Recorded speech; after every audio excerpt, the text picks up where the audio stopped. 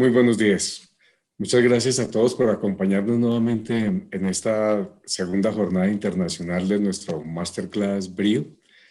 El propósito de esta charla es presentarles elementos que hemos encontrado como muy importantes en los planes de alimentación de equinos en Colombia, Panamá y Ecuador para mejorar su rendimiento, desempeño y salud. Y es la evaluación de la base forrajera.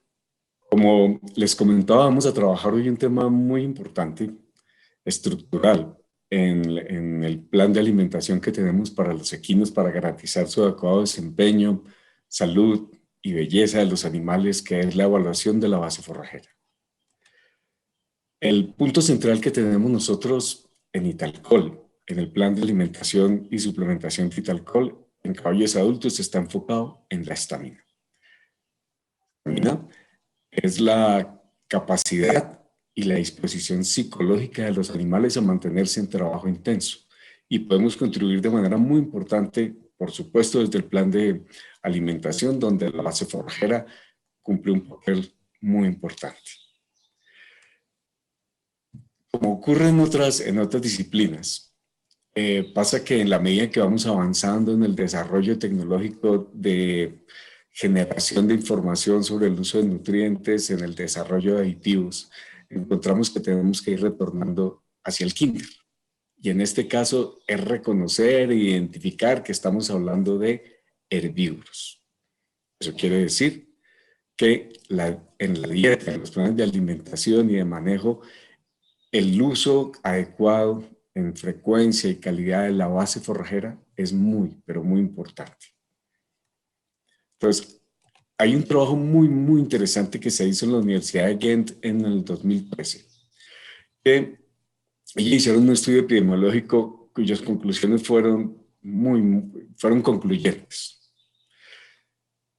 ¿Cuál fue este trabajo? Durante 5 años identificaron cuáles son las razones de consulta más frecuentes en la universidad, en Bélgica, y encontraron 2 principales. Primero, las úlceras gástricas y segundo, la incidencia de cólicos, que esto hace parte también de nuestra, de nuestra situación en Panamá, Colombia y Ecuador, y es que estas 2 patologías son de altísima importancia. Pero lo que ellos encontraron, empezaron a hacer una clasificación sobre las diferentes variables asociadas, no causales, sino asociadas con la incidencia de estas patologías. Y encontraron un tema muy interesante que nos permite a nosotros tomar acciones en los planes de alimentación y manejo de los animales. Esta gráfica que ustedes ven aquí en rojo es la incidencia de gastritis y la incidencia de cólicos en animales que consumen menos del 1% en materia seca de forraje. En azul, la incidencia de estos mismos casos de la gastritis y la incidencia de cólicos en animales que están entre el 1 y el 1.5%. Y el verde son animales que estaban afectados, pero cuyo consumo de forraje en materia seca era más del 1.5%. Entonces ustedes encuentran que la incidencia es entre el 86 y 83% de los casos estaban asociados con consumos de menos de 1.5% de forraje. Esto que pareciera un tema, digamos, de fácil manejo fue muy importante porque hasta hace más o menos unos 10, 12 años trabajábamos con mínimo el 1% de forraje y así se calculaban las dietas de forraje en materia seca. Ya a partir de allí, a nivel mundial, y nosotros también, trabajamos con la recomendación de tener el consumo de forraje en materia seca como mínimo el 1.5% para garantizar desempeño, salud y belleza de nuestros animales. Digamos, la presentación del animal asociado con un trabajo intenso y animales sanos. Este es un primer punto muy importante desde el punto de vista epidemiológico. Nuevamente, no es un tema causal, pero sí muy asociado con el hecho de tener un consumo adecuado de fibra. De lo que estamos hablando entonces es de garantizar integridad y funcionamiento intestinal. Lo que ustedes ven aquí a la izquierda es la estructura que esperamos nosotros tener en el tracto digestivo. Más del 50% de la energía de mantenimiento depende del adecuado funcionamiento, y en la parte inferior encontramos un tema crítico, esencial, importante, que es la estabilidad de la microbiota. De hecho, hay un proyecto muy grande en varias partes del mundo que se llama la microbioma del equino. Y nosotros, a través del plan de alimentación, contribuimos a ambas cosas, al adecuado funcionamiento y a la estabilidad de la microbiota. Y eso lo hacemos a partir de la oferta permanente de día y de noche de forraje de adecuada calidad. Esto nos permite a nosotros entonces ofrecer los nutrientes que el equino puede obtener de los forrajes, y segundo, en una interacción profunda, muy fuerte, contribuye a garantizar integridad, estabilidad y salud intestinal a través de dos rutas. El caballo tiene, o los equinos en general, tienen una diferencia muy importante con los otros animales domésticos que nosotros trabajamos y con nosotros. Uno es este punto, que es cómo fluye cómo son las contracciones del tracto digestivo en los caballos. Hay una cosa que se llama el complejo mioeléctrico del flujo del bolo alimenticio. Está asociada con mayores contracciones postprandiales, o sea, después de que empieza a comer.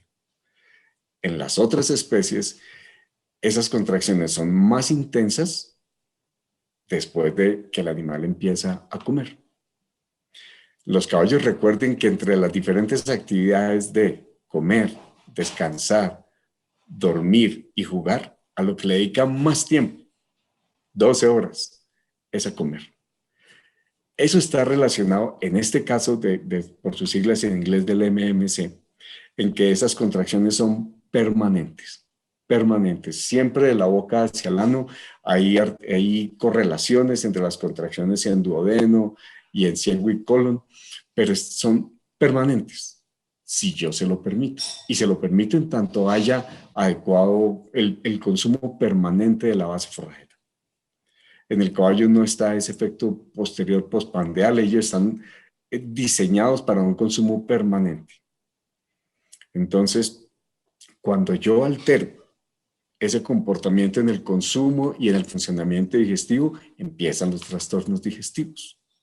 El caballo está diseñado para consumir durante todo el día y la noche, en particular en climas más cálidos, pero en ambos casos. Día y noche el animal está con contracciones permanentes moviendo el bolo. Entonces, si yo no le permito al animal ese consumo permanente, altero este funcionamiento del complejo mioeléctrico que mueve el bolo de adelante hacia atrás y da estabilidad en todo el tracto digestivo, en estómago, en intestino delgado, ciego y colon, intestino grueso. Ese es el primer punto, y por eso yo debo yo garantizo esa estabilidad a través de mantener la oferta permanente de forraje. Y un segundo punto. Esto que ustedes ven aquí es digamos, el diagrama del estómago de los animales, de los equinos, que tienen una fracción glandular y una fracción no glandular o escamosa. Las úlceras, como ustedes vieron, son parte muy importante de la patología de los equinos, y ya hemos identificado a través de trabajos que hizo Normandía en Antioquia, que se ha hecho en diferentes universidades, en la Nacional, en el CES, en Antioquia, y en el mundo de las diferentes universidades han identificado que cerca o más del 60% de los animales atletas que están en pesebrera sufren de úlceras gástricas. ¿Cómo contribuimos nosotros a evitar ese problema en nuestros animales a través de la base forrajera? La saliva, 40 y 60 litros de saliva dependiendo del peso de los animales, contribuye con su efecto buffer a reducir el impacto de estas, digamos, del efecto del estrés por el trabajo, por la actividad que tienen los caballos y por el manejo que damos nosotros a los planes de alimentación. Esas dos cosas, el estrés y el mal manejo, contribuyen franca y poderosamente a aumentar los niveles de úlceras. Entonces, a través del forraje hacemos dos cosas. La sombra oscura que ustedes ven en la gráfica de la izquierda, allí hay un trabajo muy importante que se hizo en Australia que identificó un colchón físico de esa fracción de forraje que debe existir permanentemente en el estómago para evitar que haya de alguna manera como salpicaduras del ácido que se produce en la fracción glandular, esa fracción escamosa. Uno. Y dos, la mezcla del alimento con la saliva permite reducir el pH que afecta, pues francamente, el epitelio en particular de la fracción del epitelio escamoso. Eso que usted ve allí, el marco plicatus, que es esa diferencia entre el glandular y el escamoso. Allí no hay muchos trabajos, pero los que han identificado esa evaluación que es física, que es un colchón, una barrera que tiene el forraje para evitar que haya, como les decía, esa salpicadura, más la mezcla del alimento con la saliva y con los ácidos reduce el pH que nos afecta en particular, como les decía, en el epitelio escamoso. Entonces, ese consumo permanente junto con la salivación en el caballo tiene una diferencia también muy importante que nosotros debemos copiar. Y es lo siguiente. Esto es un trabajo muy, muy bonito del doctor Alexander en 1965.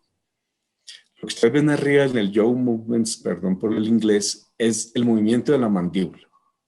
Y se hizo una canulación en la glándula parótida y se encontró que en la medida en que el caballo empieza a masticar, empieza a producir mucha saliva. La salivación se produce asociada con la masticación. Si yo no le permito masticación, el animal no produce saliva, con sus efectos importantes en la lubricación del alimento y en el efecto buffer. Junto con esta gráfica que ustedes ven aquí, desafortunadamente no se alcanza a ver bien, perdón, los textos, pero lo que ven es que las concentraciones de los diferentes minerales y de bicarbonato se aumentan en la medida en que el flujo de saliva aumenta. Entonces, no solo necesitamos que el animal esté consumiendo permanentemente para garantizar ese efecto buffer, sino que en la medida en que el animal saliva, la producción del buffer y los diferentes nutrientes se aumenta. Perdón, del buffer, sí, y diferentes elementos. Esto es un elemento, pasamos muy rápido, los valores de sodio, potasio, las gráficas más claras indican la producción en 50 minutos después de haber iniciado el consumo y la oscura son antes de iniciar a comer. Ven para todos, excepto para el fosfato, que aumenta la concentración y así pasa con el efecto buffer. Lo que vamos a ver es la importancia en este video, que es un animal, un equino consumiendo forraje. Son dos temas muy importantes. El primero es la importancia del consumo de fibras largas y el segundo es la actitud del caballo al consumir, que esto es muy importante en el tema del estrés y es el caballo juega con la comida. Para él es importante, es una acción, es una experiencia placentera el consumo. Y cuando permitimos nosotros ambas cosas, que haya masticación y un consumo lento, reducimos los niveles de estrés y mejoramos todas las ventajas que estábamos viendo ahorita en relación con la salivación. Entonces, ustedes ven aquí la forma de consumo del forraje en fibras largas. Vamos a volverlo a poner para que vean ustedes nuevamente, por supuesto, eso es parte de todos los días, la actitud del caballo al consumir y la forma del movimiento completo, la oclusión completa de la mandíbula cuando consume fibras largas. Bueno, quizás haciéndolo de una manera comparativa podemos entender mejor las diferencias que hay cuando son fibras cortas o pasto peletizado, el comportamiento del consumo. Vamos a ver. La imagen creo que es clara. Comparando con el otro en la forma como consume el pasto peletizado o fracciones cortas versus el fibras más cortas. En Italcol nosotros nos hemos dado la tarea de, como van a ver en el video, de poder en el diseño del alimento, lograr que el consumo sea lento, pausado, salivante. Por eso nos damos a la tarea de hacer productos texturizados como el brío adulto y el brío FX.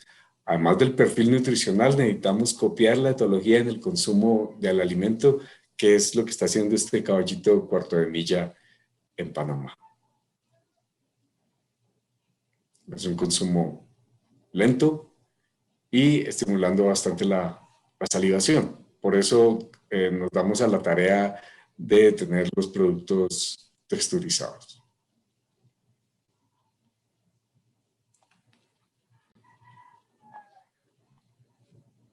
Entonces ven la diferencia en el patrón de consumo. El animal juega con la comida, saliva. Bien, el segundo punto, ya vimos el tema del tamaño de partícula, lo importante que es en relación con la interacción entre la salivación y el consumo de nutrientes. El segundo punto es bien importante y es el tema de si pasto verde o heno. Hay, digamos, diferentes escuelas en relación con esto, pero la información de quienes han hecho las evaluaciones de consumo son concluyentes. El primero es en relación con las pruebas de cafetería que se ha hecho con pastos verdes del mismo nivel de madurez, contra henos, pasto verde que se nidificó, y la conclusión es clara en diferentes trabajos desde los 2000, y es que los caballos prefieren, consumen mejor y consumen más los pastos verdes que el heno. Y no hay ninguna restricción en relación con, digamos, que el contenido de humedad de la pastura reduzca el consumo de materia seca del forraje. Esto es bien importante. Entonces, entre pasto verde y heno, preferimos, en la medida de lo posible, sabemos que la medida que va cambiando todo este tema de urbanización se va afectando la disponibilidad de forrajes verdes, pero es preferible el forraje verde, no solamente desde el punto de vista nutricional, en relación en particular con las vitaminas A y E que tienen más el pasto verde que los henos, sino que los animales prefieren el pasto verde y lo consumen más. Esto es un trabajo muy bonito, muy interesante, que se hizo que hizo Chávez en el 2014 con pasto festuc. Lo tomaron el pasto y se enificó y se encuentra, aquí tenemos en heno el 1 y 2, son el caballo 1 y el caballo 2, y el pasto verde con el mismo caballo 1 y 2. Ahí está el peso de los animales de 500 kilos y el consumo de materia seca. Si ustedes ven, en el pasto verde, el consumo es el que estamos esperando nosotros, que es el 2% del peso en materia seca, versus el 1.6, 1.8 en el caso de los senos. Fíjense que el caballo 2 consume mucho más del verde, 2.67 de su peso, casi el 3% del peso del pasto verde comparado contra el heno de la misma madurez. Y un punto bien interesante, la digestibilidad. La digestibilidad del forraje es mejor con el mismo nivel de madurez cuando yo lo ofrezco en verde que cuando lo ofrezco en heno. Y el otro punto que es, desde el punto de vista de la etología del animal, es que prefieren. Se hicieron pruebas de cafetería y se le ofrecen los diferentes, el mismo material en verde o en heno, y prefieren el verde. Este punto es bien interesante. Entonces, como conclusiones parciales, lo primero, la disponibilidad del forraje debe ser permanente de día y de noche para garantizar que el animal tenga ese comportamiento que tiene en pastoreo, que es el consumo durante periodos muy prolongados de tiempo en cantidades pequeñas, pero todo el día. El segundo, preferimos pasto verde y ojalá en partículas grandes. Grandes quiere decir más de 4 centímetros. Y si lo podemos ofrecer las fibras largas, como vimos en el video, de 10, 15 centímetros, pues mejor. Y el último es garantizar mínimo el consumo de forraje en materia seca como 1.5% del peso. Ok, entonces, para tener una referencia de cómo debo yo ofrecer, porque la oferta debe ser en materia seca. El consumo de agua, por supuesto, hace parte de la fracción del forraje, pero pues para estimar el consumo que yo debo tener, esto es una guía básica que tenemos. Las pasturas varían, el nivel de humedad hace parte de los cambios circadianos en el forraje, mucho más humedad en la mañana y hacia el mediodía la concentración de nutrientes es mayor, menor humedad. Entonces varía en pastos entre el 15 al 25% de materia seca. El heno tiene 88% de materia seca y los enolajes más o menos 30% de materia seca. Para tener una guía con base en el peso del animal, cuánto espero yo que consuma, y la idea es sobreofertar más o menos del 15%, 10-15% de más para que tener la garantía de que el animal consuma la cantidad de materia seca que yo espero, que es mínimo el 1.5% y deseable el 2%. Ok. Ya hablando de la calidad composicional de los equinos, de la calidad composicional de los forrajes para los equinos, nos basamos muchísimo en los trabajos que se han hecho para otros herbívoros, pero en ese caso rumiantes. Entonces tenemos 4 elementos. El primero, en relación con la proteína cruda. Hacemos la calificación igual en todos los laboratorios como nitrógeno por 625 para estimar el contenido total de proteína. Pero en equinos se ha hecho un avance para mirar cuánto es la proteína digestible, y lo que hacemos es la proteína cruda, perdón que ahí me hizo falta un paréntesis, la proteína cruda le retiramos la fracción de nitrógeno no proteico que tienen las pasturas. En la medida en que están más jóvenes hay mayor fracción de nitrógeno no proteico. ¿Qué quiere decir eso? Nitrógeno que no hace parte de proteína, que no hace parte de esa cadena de aminoácidos.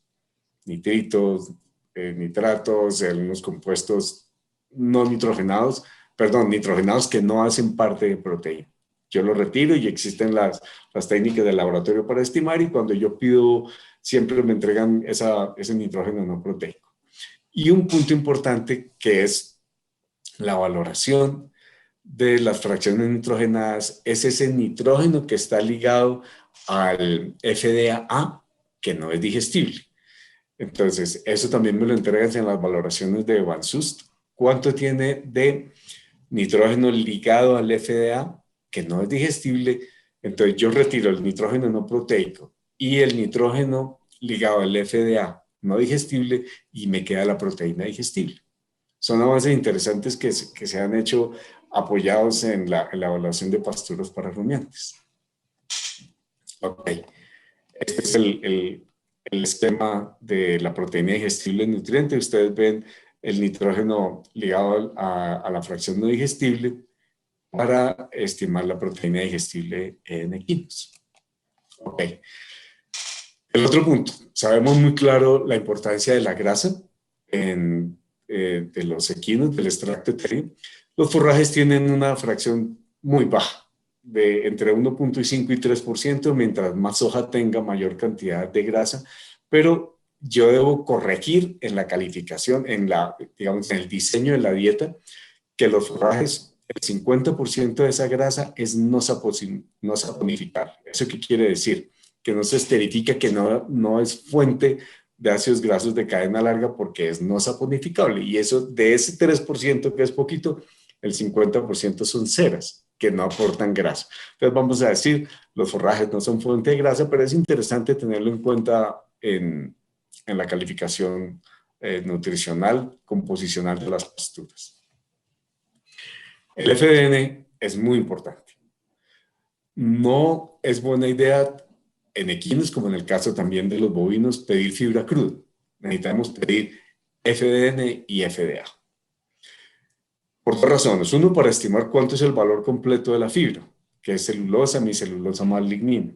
Pero lo otro es para poder estimar la cantidad de azúcares que tienen las pasturas, las fructosanas.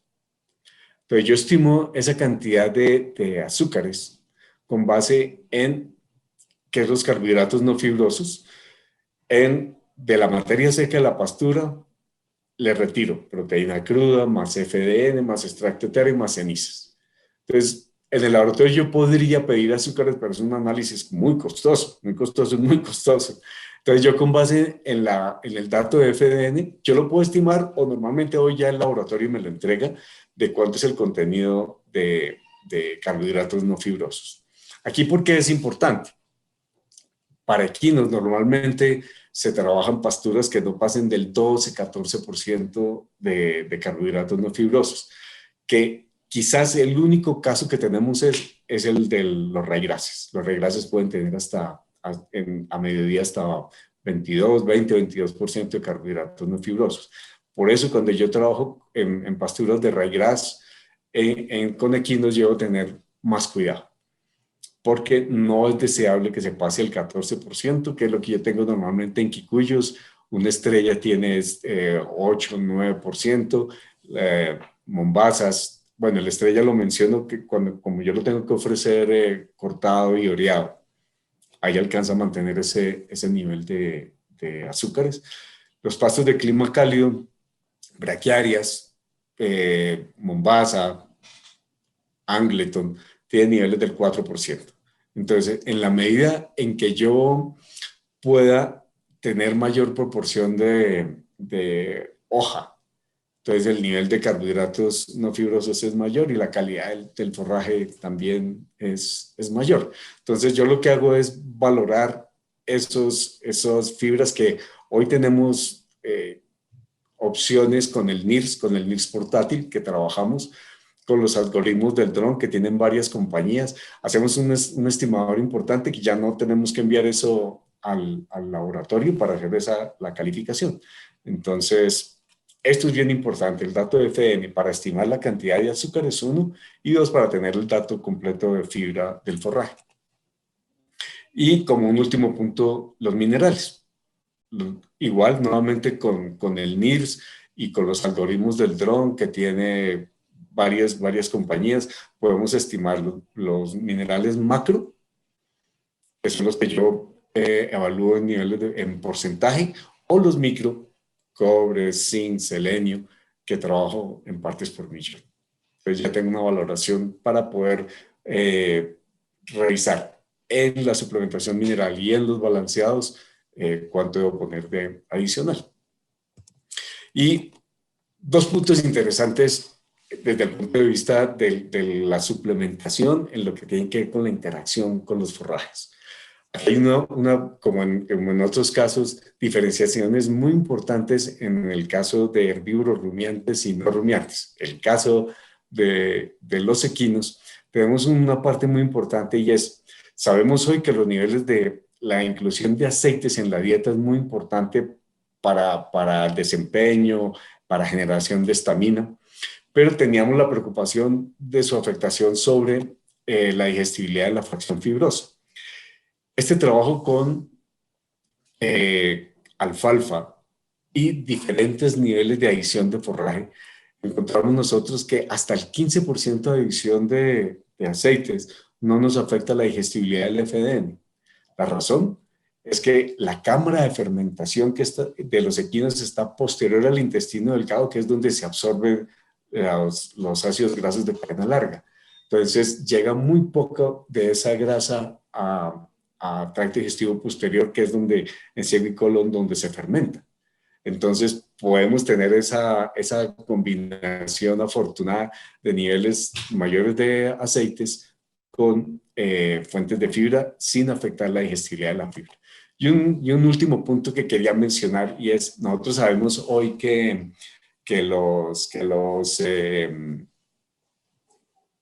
burros tienen mayor digestibilidad de los forrajes que los equinos. Y una de las razones que tiene eso es estos microorganismos que existen en ciego y colon de los equinos, de los burros, que son los hongos ficomicetos. Estos hongos mejoran la velocidad de degradación de las pasturas y los burros tienen más hongos que los caballos. Y yo puedo aumentar la población de hongos a través de la suplementación de fuentes de azufre. Entonces son diferenciaciones interesantes que les quería compartir en relación con el uso de los suplementos para mejorar la digestibilidad de la fracción fibrosa de la dieta. ¿Ok? Entonces, eso es lo que quería compartir con ustedes en relación con la importancia de la valoración de la calidad nutricional, de la oferta adecuada y en la frecuencia adecuada, que es permanente, de los forrajes. Estamos atentos entonces a las preguntas que quieran hacer sobre este tema junto con los otros temas que hemos tratado en este foro. Muchas gracias.